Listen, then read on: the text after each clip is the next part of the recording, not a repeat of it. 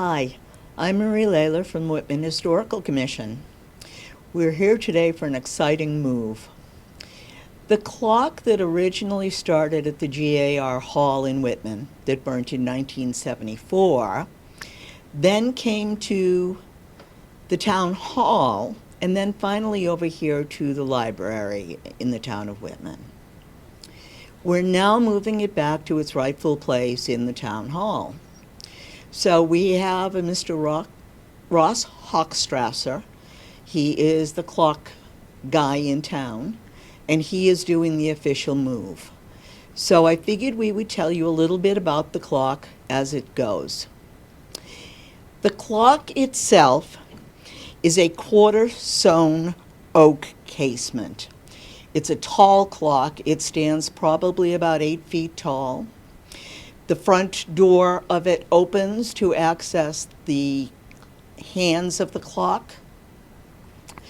The clock itself, the face may or may not be the original face. We're thinking that the mechanism behind it may be the correct face, the correct workings, but again, we're not sure.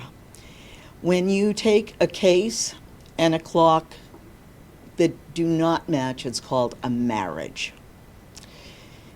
As you're aware, the GAR Hall burnt in 1974. We suspect that the clock may have been in the hall when it burnt. A lot of things were salvaged. They have been in the case at the town hall for a long time.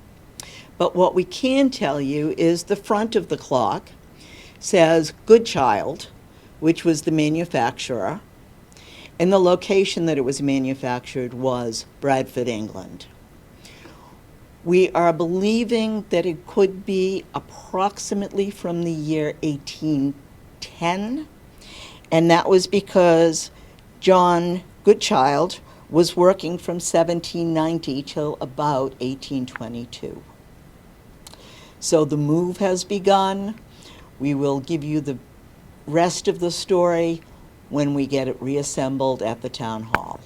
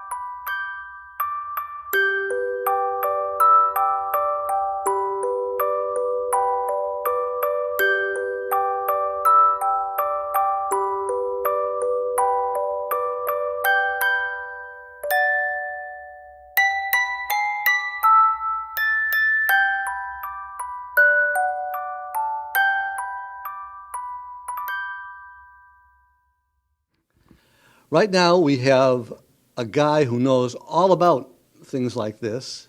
Russ Hochstrasser lives in Whitman and moved the clock, as you have seen in some of the footage already, from the library over to here in the Selectmen's meeting room.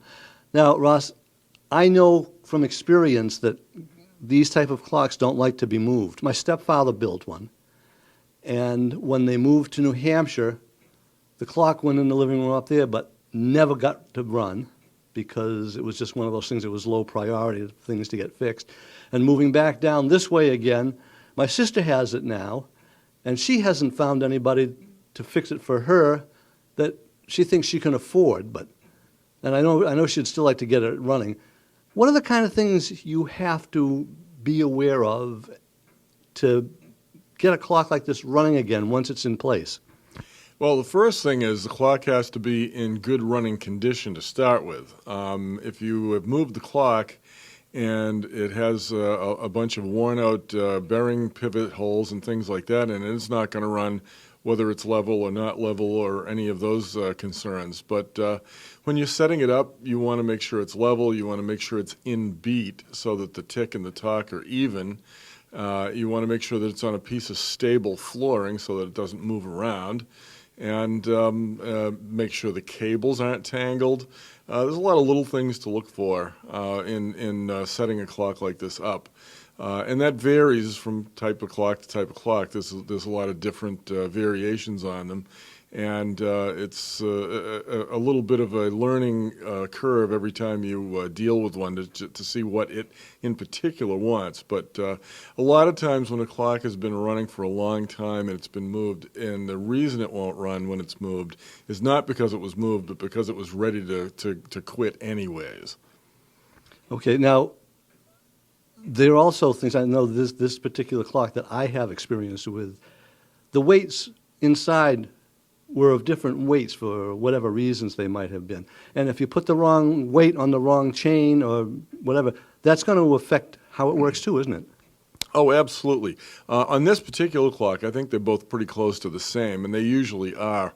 But on your modern clocks, the Howard Miller's, Ridgways, etc., typically the heaviest of the three weights goes on the right-hand side because that runs the chime, which plays every 15 minutes on most of these clocks.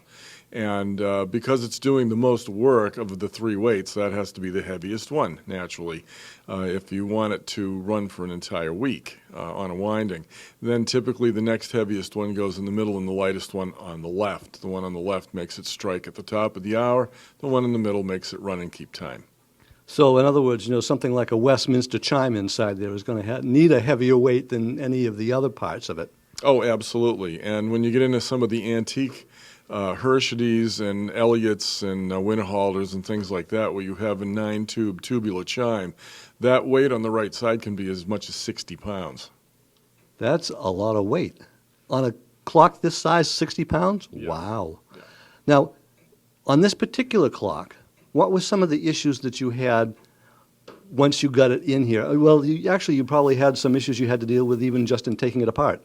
Yeah, well, it had been a while since the clock had been lubricated, so we did a lubrication, a comprehensive lubrication, we call it. It's really just oiling it, getting some grease on some of the points where there's metal that slides against metal that needs to be done. And then, of course, getting it level, getting the beat adjusted, adjusting the bell hammer. That's a big thing when you get into the Westminster chime clocks is particularly if they're triple chime with St. Michael and Whittington. You have 8 hammers on one side and 4 on the other that all have to be adjusted so they don't hit too hard, they don't hit too softly, they don't double and bounce and so forth. So there's a lot to getting all the bells working correctly as well. Yeah, well, I know a little bit about the hammer thing because my grandparents had a mantle clock that they bent the hammer back so it would strike softer because it kept waking them up early in the morning when they were on their vacations in New Hampshire. Oh yeah, that's a common problem. I've actually had a couple of clocks in over the years where the entire strike mechanism had been removed from the clock. All the gears were gone. We just did one for a customer over in Rockland. He had a little schoolhouse type clock, and when I took it apart, the entire strike mechanism was missing. So I was able to acquire one through the internet, all the gears and so forth that I needed to put it together. And he was very, very happy that we were able to do that. But the bending of the hammer is the least egregious of all the possibilities to quiet the clock down. And then putting a little rubber piece on the end of it so that when it actually hit the chime, it would go more like a clunk. Yeah, we've seen everything from rubber bands to pieces of leather to masking tape, you name it. We've seen it tied onto the hammers to quiet things down a little bit. Generally speaking, though, when I was delivering new ones and setting them up, I would tell people the clock's only going to keep you awake one night. After that, you won't even hear it again, unless you happen to be awake for other reasons. We'll have to make sure we don't tell the selectmen about this because they'll shut the chimes off on this one too. They weren't too happy the first night it rung because not only did this one ring the hour, but the one across the room that's a wall clock rang about 2 or 3 minutes after or before this one. Yes, it's interesting. I've been in several homes where there's 15 or 20 clocks all ringing, and they set them so that they ring sequentially over the course of a 5-minute period, so they don't all ring at the same time. But if I have a lot of clocks running in the shop and I happen to be on the telephone, I have to step outside at noontime. I'm sure. Okay, now, were there any issues that you had in putting this back together once we got it up here? No, not really. The only issue that I wasn't able to deal with right away was I needed a couple of shims for under the front feet, which I just installed tonight. And it is fastened to the wall pretty securely, but I did want to take some of the tension off of the back of the case by putting some shims down under the feet on the floor. Other than that, it was status quo, no problem. Well, there you have it. Now we have a very historic clock in the Selectmen's meeting room. Anybody who comes up here for the Selectmen's meetings can see it. It's right inside the door. And after the Selectmen get their meeting going a couple of minutes, it usually chimes the hour. So, Ross, I want to thank you for having this little talk with me and explaining a little bit more about the issues that you had and what it takes to keep a clock like this going. Okay, very good. Thank you very much, and it's been a pleasure. The clock was presented by Comrade Seth Dean Reed of Abington to Post 78 GAR and Camp 11 S of V, and that is Sons of Union Veterans. Seth was born in 1840 in the town of Abington, and he remained an Abington resident until his death. His father handed him 4 houses, so the family had a little bit of money. And the day after Lincoln's call to arms, which was April 15th, 1861, Seth went and enlisted.